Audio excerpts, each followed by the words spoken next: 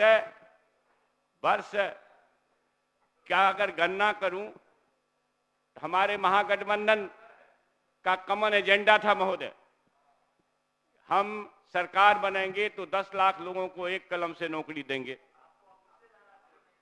सरकार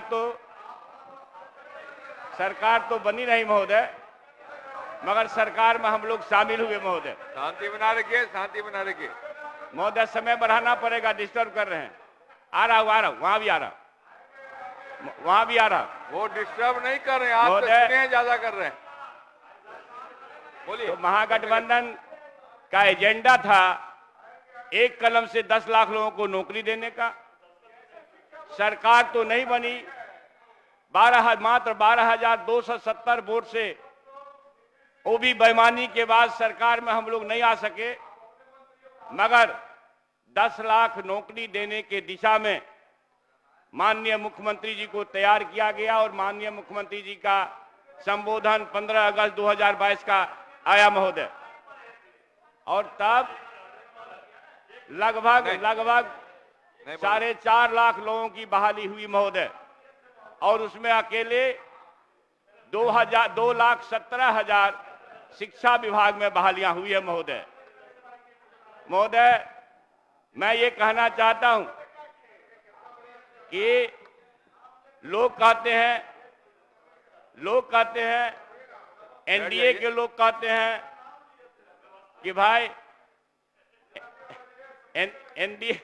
एनडीए के लोग कहते हैं कि साहब हम बहाली करने में सक्षम हो पाए, ईर्ष्या जलन से जूझ रहे हैं। कह रहे हैं कि नहीं, आप कैसे कर दिए, माननीय मुख्यमंत्री जी थे। माननीय मुख्यमंत्री जी तो है ही, माननीय मुख्यमंत्री जी के जैसे नेतृत्व को इस बात के लिए तैयार 17-18 साल में आप न कर पाए, मगर महागठबंधन कर पाए। इस बात को आपको समझना चाहिए महोदय।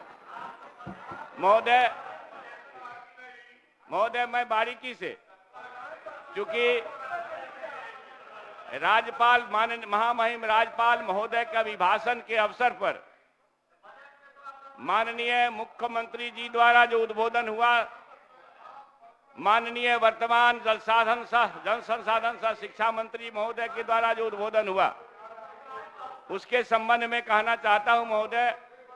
इसलिए शिक्षा विभाग की उपलब्धि और अन्य उपलब्धियों पर चर्चा करते हुए अपनी बात भी करने का अवसर है। मैं उस दिन भी जवाब दे सकता था, उठा भी, मगर समय नहीं मिल पाया। तब आप आसन पर नहीं थे महोदय, और आज हैं। हमको लगता है कि साथी हमें डिस्टर्ब नहीं करेंगे, आपको तो हम डिस्टर्ब कभी नहीं करते महोदय। मैं शिक्षक हूं। नहीं चंद्रशेखर जी, कितना बढ़िया था, सिंचाई विभाग पर बोल रहे थे, कहां भटक गए आप? दूसरे को बोलने का मौका दे रहे हैं। कितना अच्छा बोले थे सिंचाई पर। महोदय, मैं शिक्षक हूं और शिक्षा की जरूरत को अंतरात्मा से स्वीकार करता हूं।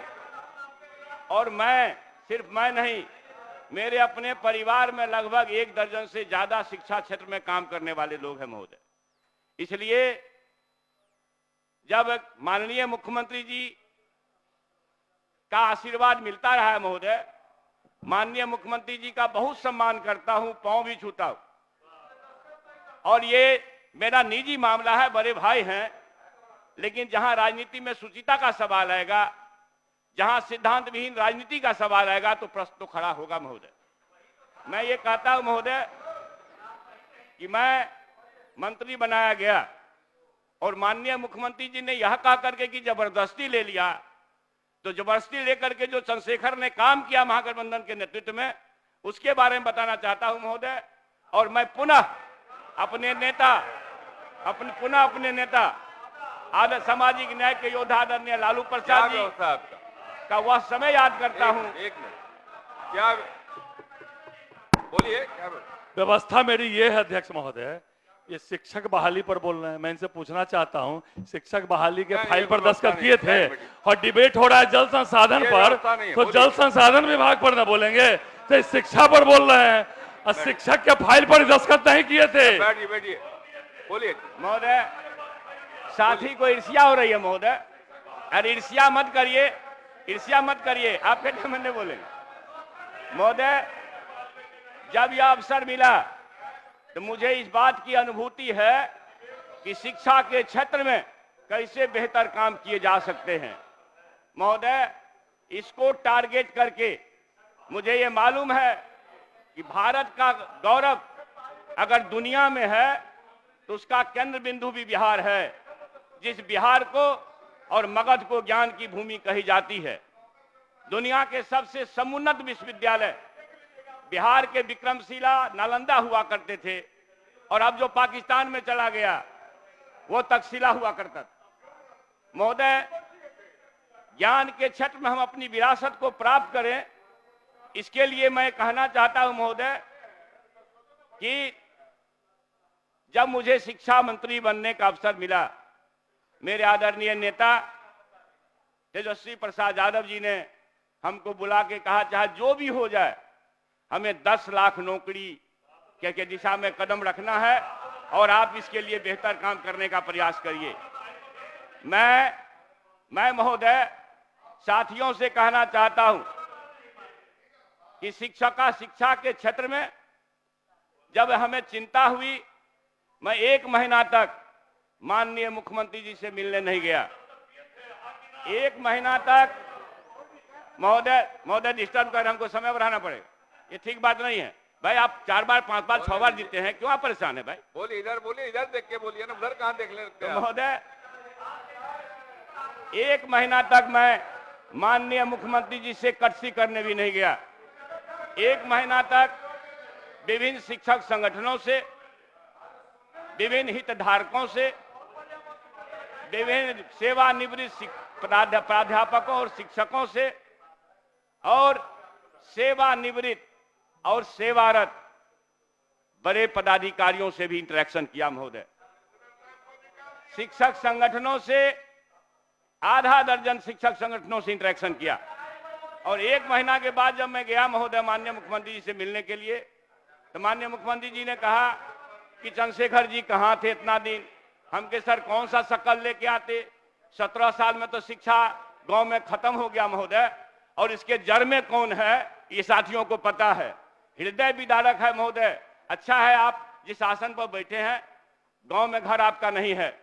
अगर गांव में घर होता महोदय तो 17 साल में जिस जिन्होंने शिक्षा को रौंदा है, और यह भी याद नहीं है कि जब माननीय लालू प्रसाद जी के 90 के दशक में शिक्षक बहाल हुए थे बीपीएससी से 25,000, उस समय तक देश में 25,000 एक साथ किसी राज्य ने शिक्षक बहाली नहीं किया था महोदय।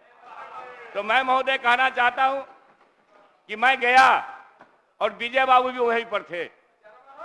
मैंने कहा कि साहब बीपीएससी को दे दीजिए परीक्षा आयोजित करने के लिए। निश्चित रूप से शिक्षा में गुणात्मक परिवर्तन और गुणवत्ता लाने के लिए बीपीएससी को देना अनिवार्य है महोदय। उसके बाद मैंने कहा कि मुख्यमंत्री शिक्षा दान योजना लाया जाए। महोदय मैं आप सदन को बताना चाहता हूं, सदन के माध्यम से पूरे बिहार को बताना चाहता हूं कि मैं जब गया मुख्यमंत्री शिक्षा दान योजना का प्रस्ताव लेकर के, तो माननीय मुख्यमंत्री जी ने कुछ सुझाव के आदेश दिए और विजय बाबू के साथ बैठ करके उसको फाइनल हुआ, सहमति हो गई महोदय। और 23/9/20/22 को चंद्रशेखर जी गोपनीयता का शपथ लिए थे उस समय महोदय क्यों बाहर कर रहे हैं? तो कैबिनेट की बात नहीं कर रहा हूं मैं महोदय। बोलिए, आगे बोलिए महोदय।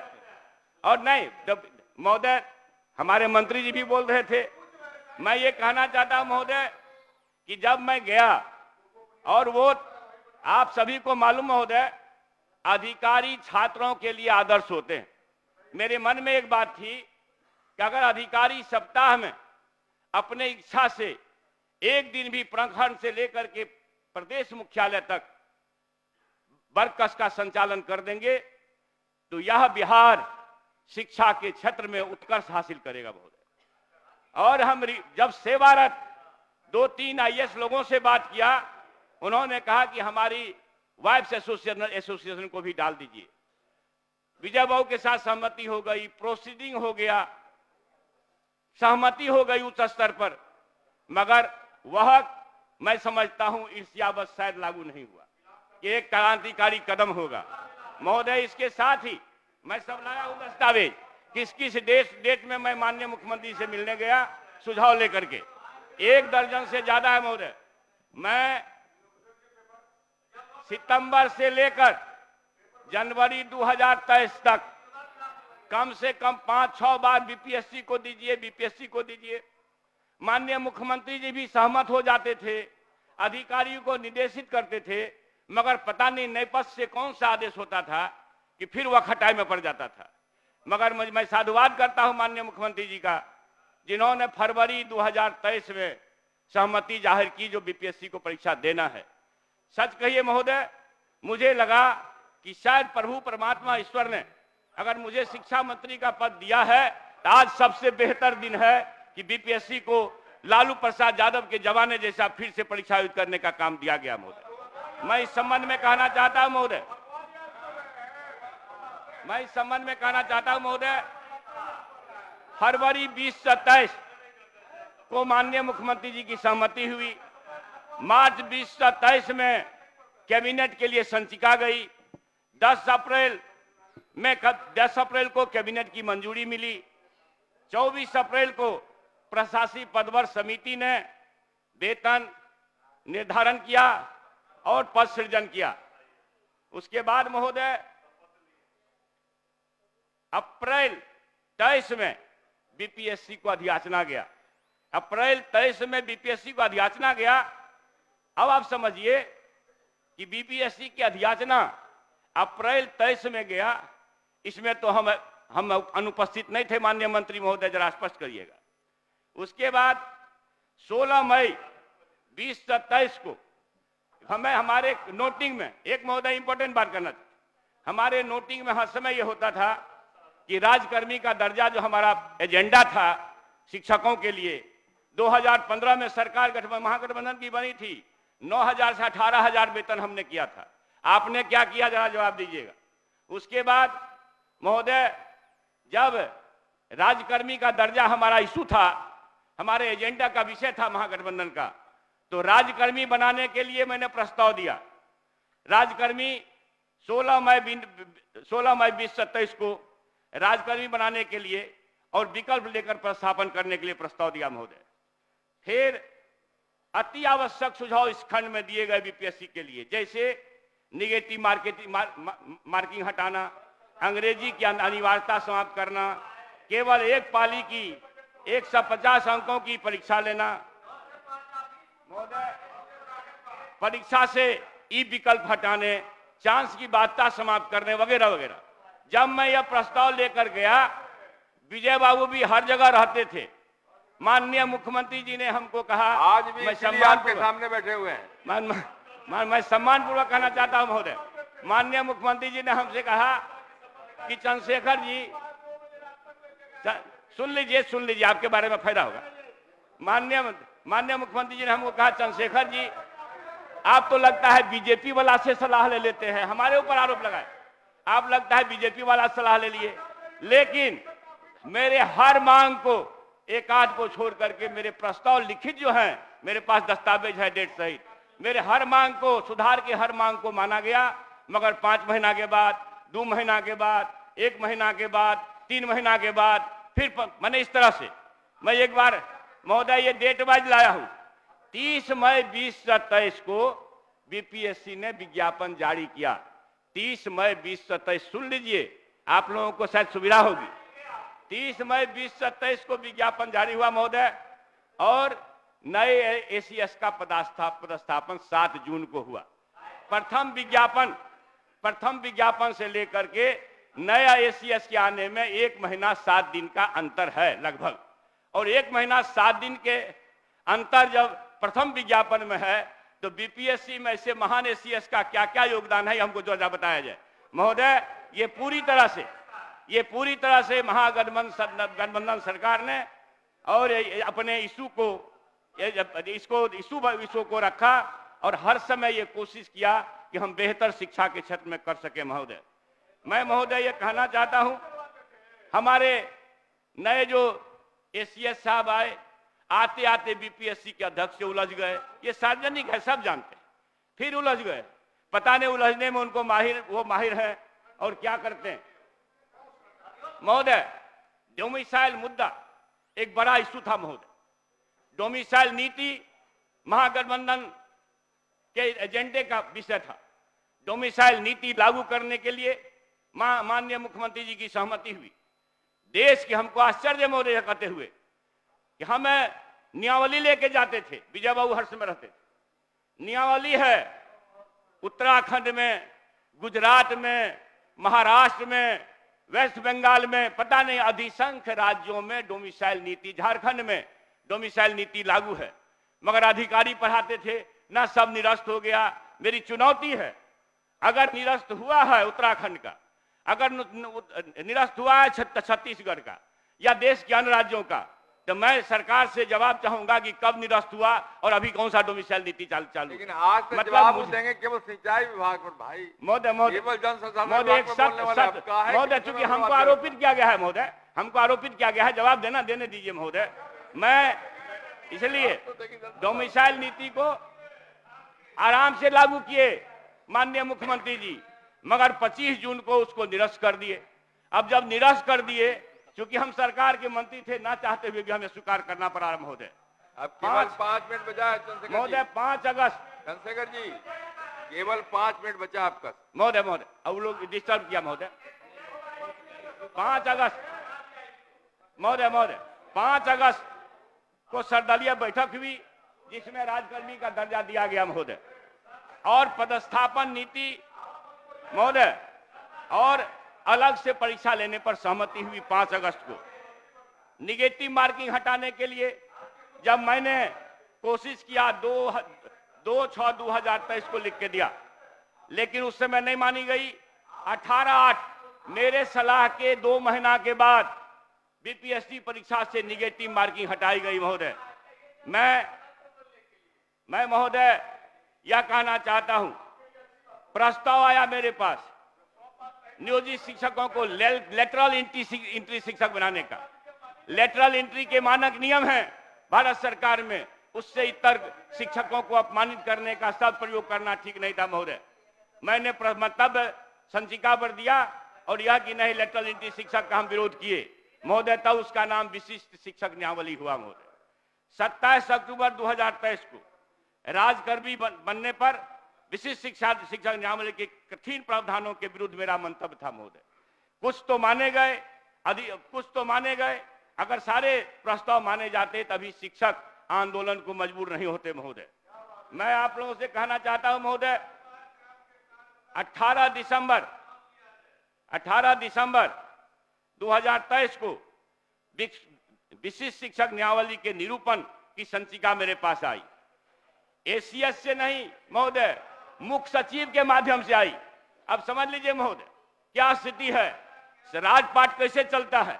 एसीएस के माध्यम से नहीं, सीएस के माध्यम से आई मेरे पास संचिका महोदय, और जो मैंने मंतव्य दिया कठिन प्रावधानों को हटाने का, जो अनावश्यक था, अतार्किक था, अदूरदर्शी था, गैर वैधानिक था, मैंने उस पर मंतव्य दे करके अध्यापक नियावली 2023 विशिष्ट शिक्षक नियावली में जो प्रस्ताव दिए, अधिसंख्य प्रस्ताव को माना गया, कुछ आवश्यक प्रस्ताव को नहीं माना गया, जिसके कारण शिक्षक अभी परेशानी झेल रहे हैं महोदय। पदस्थापन की क्रूर नीति कौन है जानते? हम कहते हैं हम शिक्षा क्षेत्र में बेहतर काम करना चाहते हैं, तो क्या पदस्थापन दंड के रूप में देंगे? सासाराम की लड़की किशनगंज की लड़कियां बच्चियां सासाराम में, मधेपुरा की बच्चियां बेतिया में, बेतिया की बच्चियां मधेपुरा में महोदय। माननीय मुख्यमंत्री जी के सहमति के बावजूद भी विजय बाबू के नेतृत्व में बैठक हुई महोदय, और निर्देश विजय बाबू ने दिए। मैं उसी समय विजय को कहा कि शायद ये हठी है, आपकी बात भी नहीं मानेंगे, और नहीं माना, आज तक नहीं माना है महोदय। समय महोदय इंपॉर्टेंट है महोदय, इंपॉर्टेंट है। कंक्लूजन की ओर बढ़िए, समय समाप्त हो रहा है महोदय डिस्टर्ब किया गया है, 2-3 मिनट ज्यादा दिया जाएगा महोदय। मैं आप लोगों से कहना चाहता हूं महोदय, पदस्थापन की क्रूर नीति के कारण हजारों शिक्षक शिक्षिकाएं योगदान नहीं किया है महोदय। मैं माननीय मंत्री जी से यह चाहूंगा कि एक श्वेत पत्र जारी करे जिला वाइज कि कितने लोगों का पदस्थापन के लिए चिट्ठी गई, कितने बच्चे बच्चियों ने ज्वाइनिंग नहीं किया और ज्वाइनिंग करके कितने बच्चों ने छोड़ दिया। मैं इसका जवाब चाहूंगा महोदय। एससी, अब आप देखिए, इंटर काउंसिल को पहले से ही बहुत ज्यादा लोड है। इंटर काउंसिल सब ढंग के बड़े बड़े एग्जाम आयोजित करती है। शिक्षकों का, नियोजित शिक्षकों का परीक्षा अलग से लेने का जब प्रावधान हुआ तो हमने सलाह दिया था कि एससीईआरटी से कराइए, क्योंकि एससीईआरटी को दक्षता परीक्षा लेने का व्यापक अनुभव है। जब एक शिक्षक जब दक्षता परीक्षा पास कर गया तो पुनः उसकी परीक्षा की क्या जरूरत। फिर भी ऑफलाइन चूंकि परीक्षा एससीईआरटी लेती है, उस समय मेरी बात नहीं मानी गई, मगर बाद में माननीय मंत्री जी का और एसीएस साहब का ये आया है फरमान कि हम 2 बार ऑफलाइन भी लेंगे। मेरा इसमें चिंता का विषय है महोदय। पिछले दफा अखबारों में पढ़ा राजद के मंत्री बेईमान हैं मगर दूसरे कोई नहीं है। ये एक तरफ से डर लगता है कि यह निश्चित रूप से बायसनेस है सरकार का। आपको अगर आप महोदय 3 मिनट महोदय, आपको अगर जांच करानी है तो 2015 से लेके आज तक शिक्षा विभाग का गांव से लेके शहर तक जांच कराइए महोदय। और मैं तो यह कहता हूं इस अवसर पर, अगर जांच करानी है तो सदन के सर्वदलीय कमेटी से कराइए। अगर जांच करानी है तो उच्चतम न्यायालय और उच्च न्यायालय के सेवानिवृत्त जजों से कराइए। बाकी सरकारी एजेंसियों का क्या हाल है महोदय। आपका अंत में महोदय आउटसोर्सिंग बहाली में महोदय, अब बैठ जाइए महोदय 1 लाख से ज्यादा महोदय। 2 मिनट हो गया समय, 2 मिनट कंक्लूड कर देता हूं महोदय। आउटसोर्सिंग बहाली में आरक्षण रोस्टर का पालन नहीं किया गया महोदय। मेरे पास पत्र है महोदय, जहां मत दीजिए, कैबिनेट का निर्णय है जी, कैबिनेट का निर्णय महोदय 2 मिनट, कैबिनेट का निर्णय है श्री ललित नारायण मंडल श्री ललित नारायण मंडल, कैबिनेट का निर्णय है और कैबिनेट राज्यादेश है, फिर भी आउटसोर्सिंग बहाली में माननीय अध्यक्ष महोदय, हम